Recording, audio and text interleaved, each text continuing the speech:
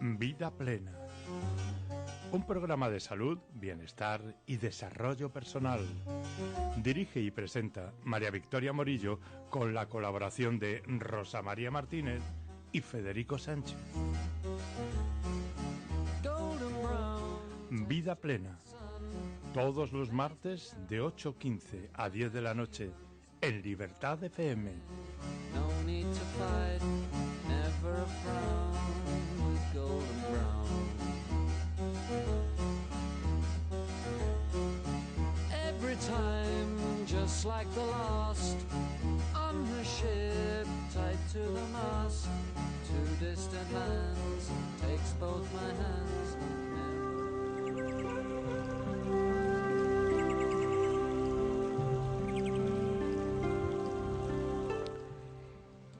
Pues a veces, amigos, hablar de estos temas, el coloquio que va a empezar ahora, el tema que hemos elegido, cómo afrontar el proceso del final de la vida, no es fácil. ¿Por qué no es fácil? Porque no nos han educado, no nos han enseñado. Más bien lo contrario, lo vivimos con miedo, con angustia. Pues aquí, en Vida Plena, a través de los invitados, vamos a hacer un coloquio para hablar justamente de cómo afrontar el proceso al final de la vida, para arrojar luz, para ayudar a las personas que posiblemente estén en ese proceso, tanto enfermos, que estén ya al final de la vida, y los familiares también, que necesitan muchísima ayuda. Pues para hablar de ello tenemos con nosotros en Vida Plena a Óscar Mateo, psicólogo, escritor, conferenciante, investigador, que ha escrito un libro dentro de POWA, una llamada desde la trascendencia, que tiene mucho que ver con el tema que vamos a tocar esta noche. También nos acompaña Lola Vázquez. Lola Vázquez es psicóloga clínica, experiencia en talleres de cambio y duelo. Y también está Gema Vega, psicóloga sanitaria, psicooncóloga y arteroterapeuta. También tiene mucho que contar. Y Federico Sánchez, nuestro compañero, filósofo, escritor y terapeuta. Con ellos vamos a abordar este tema tan necesario, cómo afrontar el proceso final de la vida. Muy buenas noches a todos. Óscar, buenas noches. Muy buenas noches. Hola, buenas noches. Gema. Hola, buenas noches. Buenas noches, Vicky. Federico. Buenas noches, ¿no? ¿Verdad que es un tema complicado porque no nos han enseñado a el tema de la muerte? Sigue siendo tabú en la sociedad. Un tema complicado y a la vez tan sencillo como la vida, sí, como la vida misma. Lola, que tienes mucha experiencia porque has trabajado mucho en cuidados paliativos. He tenido experiencia en cuidados paliativos, sí. En hospice. Sí. Sabes mucho de esto. Y finalmente es un encontrarte con la vida, quizá incluso en su esencia. Pero bueno, vamos a ir hablando, quizá. Sí. Vamos a ir profundizando. A ver, mi punto de vista es que nos han inculcado con cierta saña el que la muerte es el final, la muerte es el vacío y la negrura, podríamos decir, y empleo esos adjetivos con intención. Y sin embargo, lo que tenemos que conseguir, al menos en esta sociedad occidental, porque no ocurre en todas las sociedades, eso hay que aclararlo, reeducarnos en el sentido de la muerte es un punto de inflexión, es donde deberíamos de llegar con la mayor plenitud de haber cumplido un propósito de vida. Y ahí es donde para mí empieza el problema, es decir, cuando la persona vive, existe sin más, pero no cumple un propósito. Entonces, el llegar al final es no he cumplido, no he logrado, no he hecho. Y las personas a las que yo he visto en situación ya de tránsito, llegando al final, a menudo de lo que se arrepienten es de lo que no hicieron, no de lo que hicieron, muchas veces. Entonces, yo creo que ahí tenemos una pista muy grande que tenemos que tener en consideración. Sí, me gustaría a mí añadir a todo esto la importancia de saber dejar ir, que no sabemos. Y muchas veces confundimos este gran amor que tenemos por nuestro ser querido con querer retenerlo, y es justo todo lo contrario. Y eso es lo que en esta sociedad occidental pues no nos han enseñado. Tienes razón.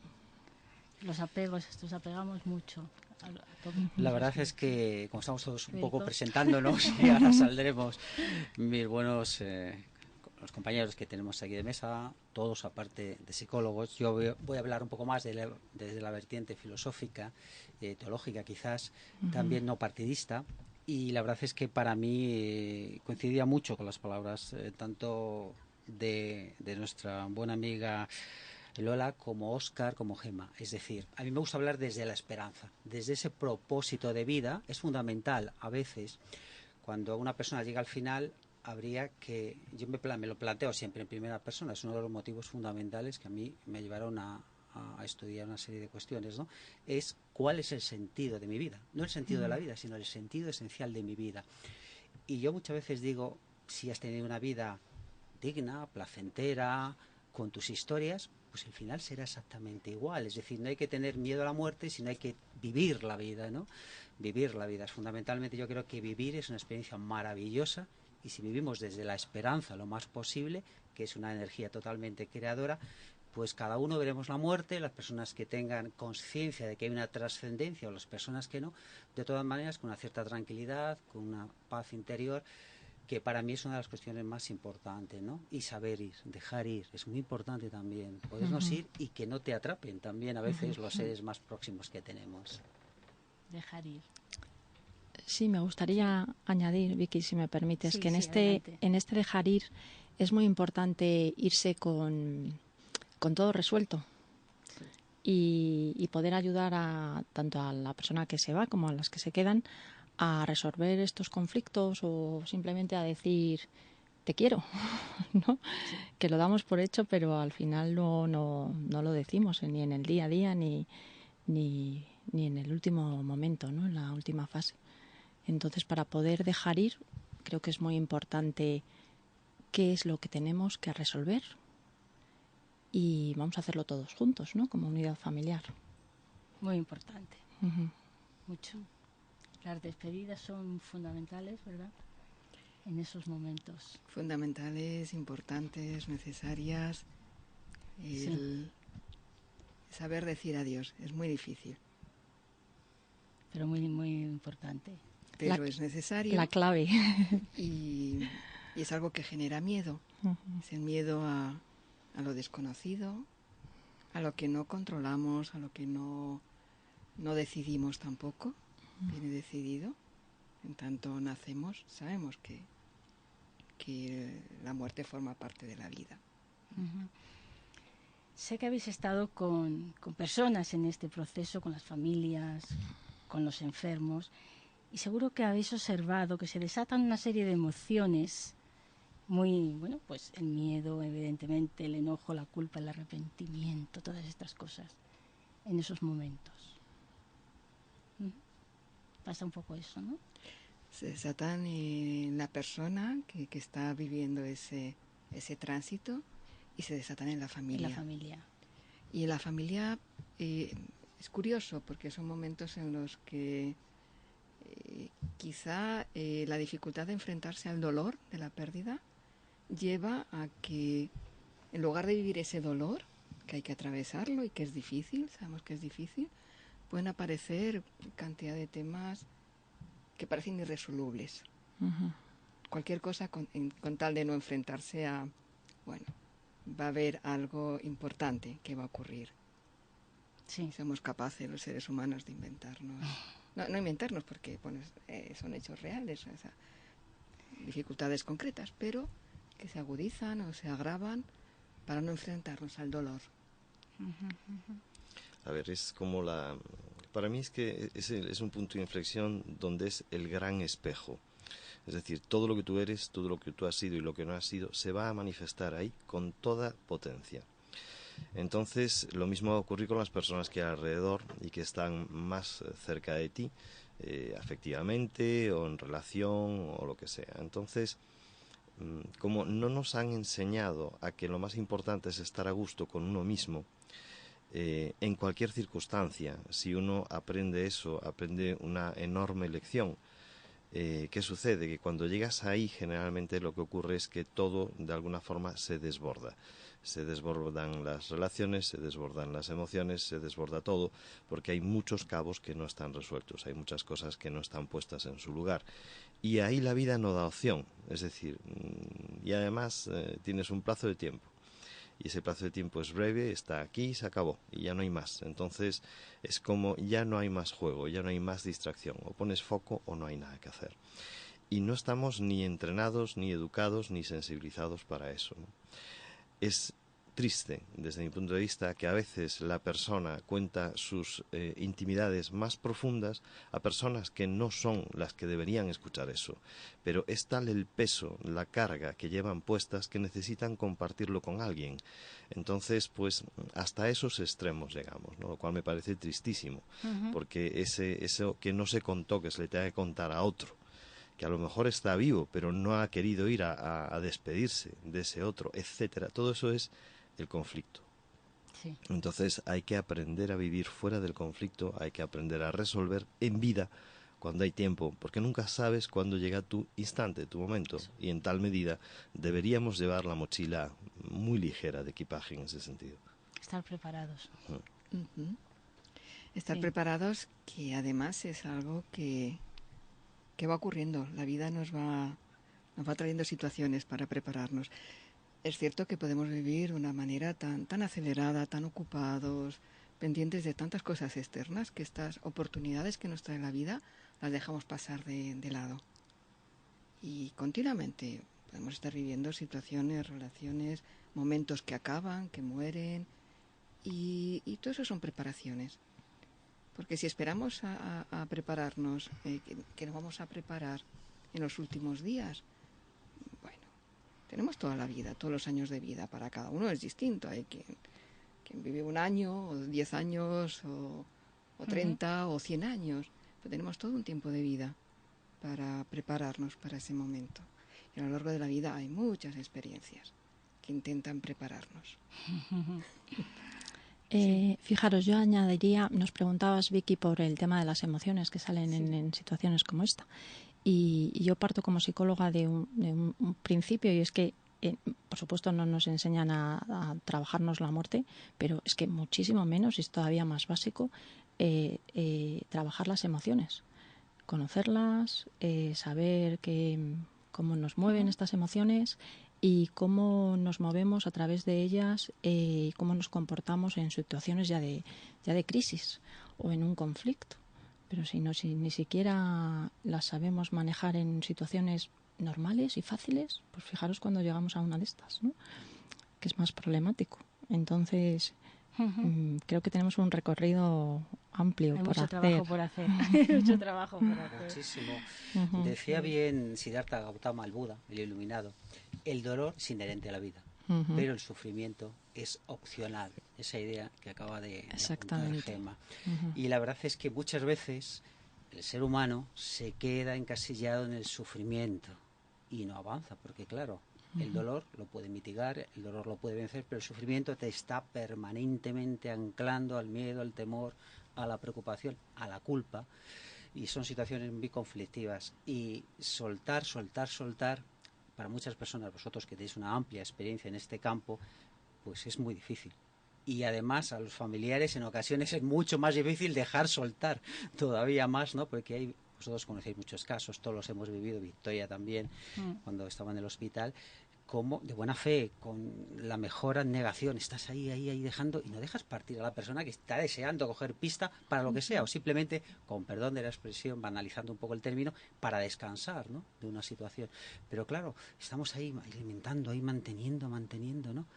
Y es muy importante para todos que sepamos soltar, que comprendamos que realmente, yo suelo decir que vida y muerte son cara y cruz de una misma realidad. Es decir, que sepamos que nacemos, crecemos, vivimos, experimentamos, nos iremos apagando y tendremos un proceso final, ¿no? La muerte biológica es un hecho indiscutible para todos. Luego ya podemos hablar de trascendencias o no trascendencia, no es otra cuestión. Pero saber soltar a mí me parece uno de los puntos más importantes que podemos hacer. Por supuesto que sí. Pero ¿cómo afrontar el proceso final de la vida? ¿Qué es lo más importante, os pregunto a los 4, cuando se está en esa situación, está la familia y está la persona que está con sus emociones, evidentemente con su miedo. ¿Qué es lo más importante? ¿Qué se le puede decir? ¿Qué se puede hacer en ese momento? Para mí hay dos cosas que son el objetivo crucial. Lo primero es identificar cuál es la fuente de dolor, porque detrás hay un conflicto. Ver la forma de, voy a decir, no resolver a lo mejor ese conflicto, pero sí pactar o acordar o, pues como vuestro invitado en el programa anterior decía, buscar la forma mejor de dejar ese asunto que no se resolvió bien en su día, que dejó una cicatriz, una herida y demás. Evidentemente, una vez que empezamos a mitigar ese dolor interno, que es el mayor, o sea, el dolor físico es terrible, pero el dolor psíquico es, para mí, el peor de todos. Una vez mitigado eso, lo siguiente es que la persona se ponga en condiciones de perdonarse a sí mismo para poder perdonar a otros. Eso es lo que va a llevar a la paz. Si no se dan esas dos condiciones desde mi punto de vista, no va a haber paz. Y entonces el proceso de, digamos, de cómo se dé fin a esa vida va a tener una relación directa con el conflicto que hay dentro.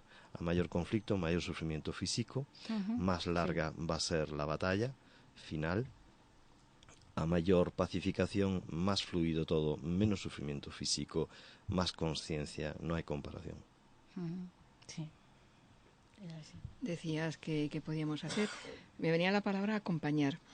Sí. No acompañar como podemos entender de una forma activa, ocupando al otro, sino acompañar dejando un espacio para que esa persona hable y para que sea escuchada. Muchas veces no hablan porque sienten que todos a su alrededor están hay como una consigna de que no se le hable, o que si esa persona empieza a expresar sus miedos o su incertidumbre, ¿qué me va a pasar?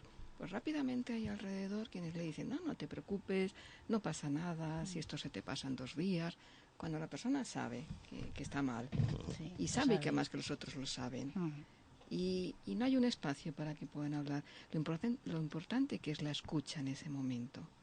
Escuchar, pero lo que realmente necesita decir, para localizar también qué es lo que le puede estar reteniendo todavía aquí, y qué es lo que, como un ser que ha tenido un tiempo de vida en este mundo, qué es lo que necesita decir. Y que la familia podamos estar preparados para escuchar. Eso nos va a confrontar a nuestro propio proceso de morir, a lo que nadie es ajeno. Y esa es una gran dificultad. Escuchar, la escucha activa. Escuchar, y qué como importante es la escucha activa. Nos confrontamos con nuestro propio proceso.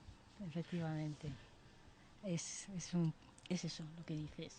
En esos momentos, además, ¿no? tan vitales. Sí.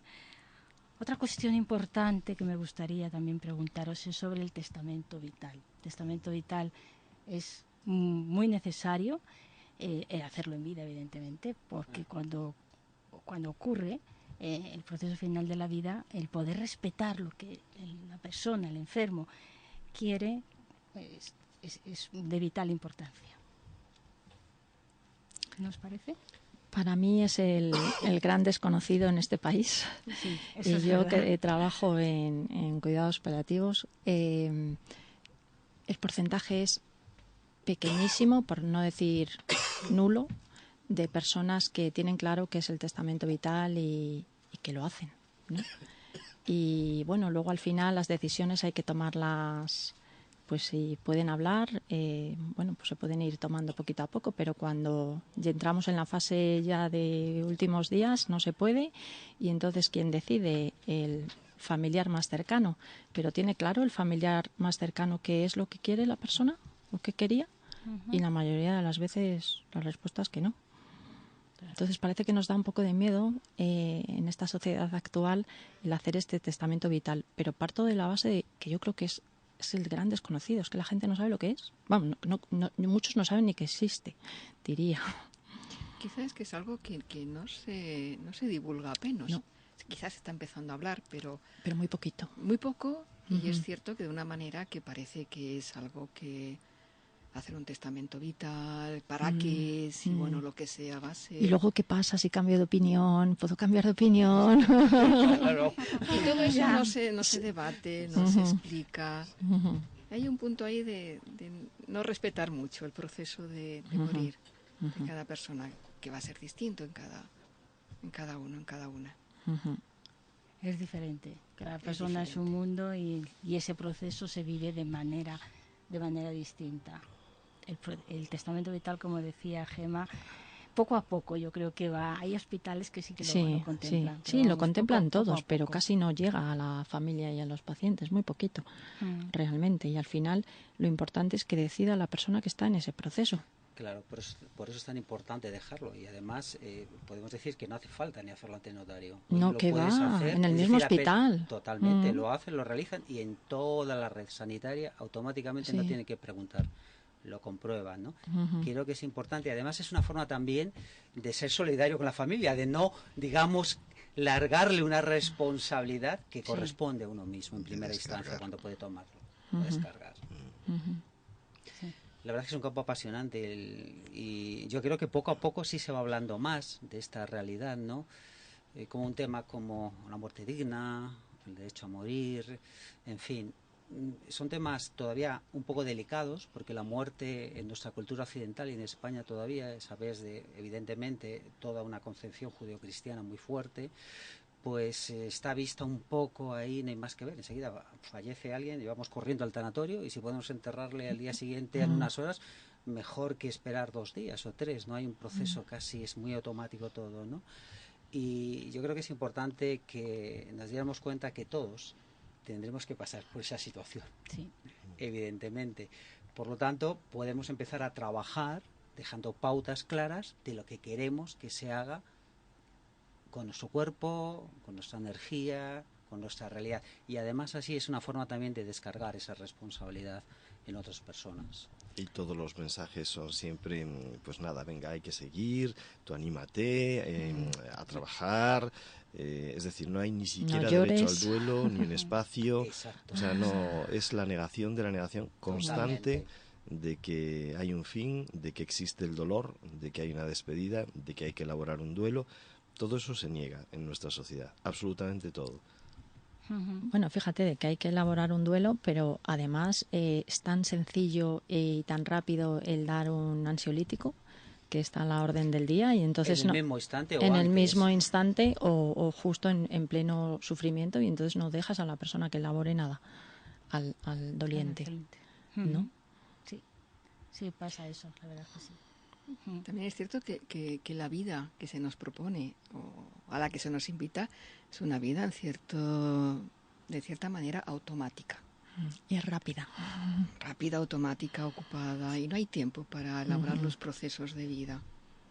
Y eso se repite a la hora de morir. Quizá, en la medida en que haya un respeto a esos procesos, aprendamos o valoremos o exijamos que también se respeten los procesos que se van dando a lo largo de la vida y que salgamos de esta especie de automatismo, de uniformidad, todos iguales, todos lo mismo, todos al mismo tiempo, porque es falso y genera sufrimiento. Y se puede evitar el sufrimiento cuando hay una educación, y sobre todo cuando se piensa en las personas. Cuando se piensa que el momento final de la vida es sumamente importante para estar rodeado de la familia, para la despedida. Eso es vital. ¿Cuántas personas fallecen sin esa despedida? Y luego hay duelos patológicos. También es un capítulo importante. Es otro capítulo, sí. Hay quienes hablan de morir como el momento culminante de la vida. Sí. Un tema apasionante, que se nos queda corto el tiempo, pero que a mí me gustaría, ya que tengo aquí al invitado, a Óscar Mateo, que es un gusto, a todos es un placer tenerles. Él es escritor, ha escrito un libro precioso, Powa, una llamada desde la trascendencia. Es una herramienta, ¿verdad?, también para los procesos de... Precisamente es una de las muerte. aportaciones del budismo ancestral tibetano para acompañar en el proceso de la persona que va a trascender y darle indicaciones de qué es lo que le va a suceder, ¿no? Porque además, claro, como es algo que nunca te han explicado, pues encima cuando la persona empieza a tener experiencias, a ver que a lo mejor pues aparecen familiares que ya han fallecido y los ve en la habitación, los menciona, el resto de la familia que no los ve les miran raro. Bueno, ocurren una serie de dinámicas que se repiten una y otra vez y que manifiestan que ocurren una serie de cosas que algún día tendremos que preguntarnos. Y sobre todo el planteamiento que yo he hecho aquí en este libro de Pogua no es para llegar al momento de cuando la persona ya va a trascender, no, porque todo es una preparación para llegar ahí. Entonces, ¿por qué empezar a prepararte cuando estás en el último momento? No, prepárate a lo largo de todo el tiempo, porque además no sabes cuándo te va a llegar. Y eso te va a permitir tener un proceso muy diferente contigo mismo y con otros. Porque una vez que haces ese proceso en ti, es como si ya lo hubieras hecho también con otros, y tu forma de acompañar o tu forma de estar ante alguien que fallece no tiene nada que ver. Pues para todas las personas que nos escuchan lo vamos a recomendar con mucho cariño, porque es una joya. El libro es Pogua, una llamada desde la trascendencia, de Editorial Colima. Muchas gracias. De Óscar Mateo. También deciros que Óscar Mateo, que no para, es un hombre que da conferencias, que da talleres. Tienes muy pronto una conferencia en Espacio Ronda. Vamos a dar los datos, pues que las personas que quieran ir a escucharte. Es el miércoles 3 de abril y es meditación desde el silencio. En Espacio Ronda a las 7:30 de la tarde hasta las 9. Pero también el domingo 7 de abril vas a dar un taller, la práctica de la meditación, también en Espacio Ronda. Es que para mí son herramientas básicas. Es como la navaja suiza, diría yo, de muchas cosas. De hecho, yo llegué al tema de Pogua a través de la meditación. Y para mí es la herramienta central de todo lo demás. Son los cimientos de una casa bien construida. Y efectivamente, el miércoles 3 estaré dando una conferencia explicando en qué consisten los estados de meditación. Que la gente pues dice que practica meditación. Bueno, hacen cosas que se parecen, pero que no es eso. La meditación es la combinación de respiración, postura y el movimiento de energía interna. Y eso lleva a estados de la mente donde el pensamiento se aquieta. Y se trata de explicarlo y demostrarlo en el taller del domingo.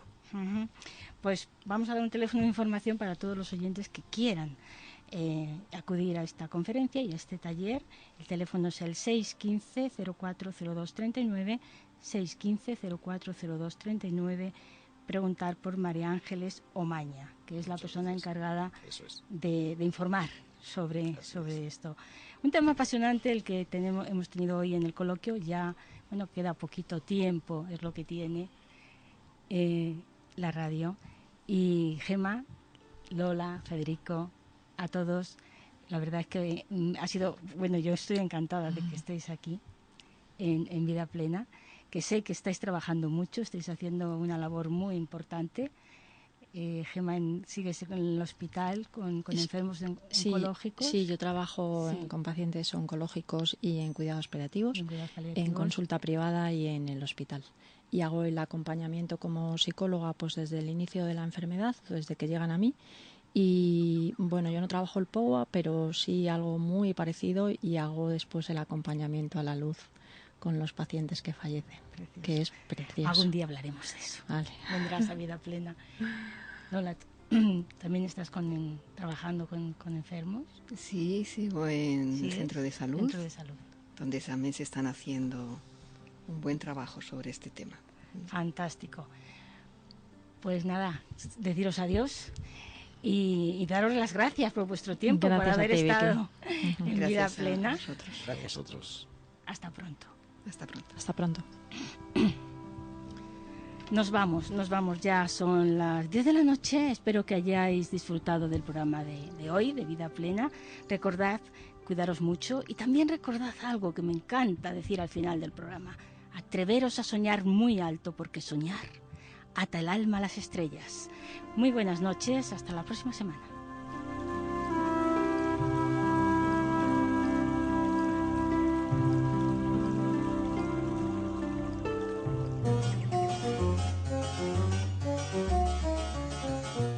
Vida Plena, Un programa de salud, bienestar y desarrollo personal. Dirige y presenta María Victoria Morillo con la colaboración de Rosa María Martínez y Federico Sánchez. Vida plena. Todos los martes de 8:15 a 10 de la noche en Libertad FM. No need to fight, never a frown with golden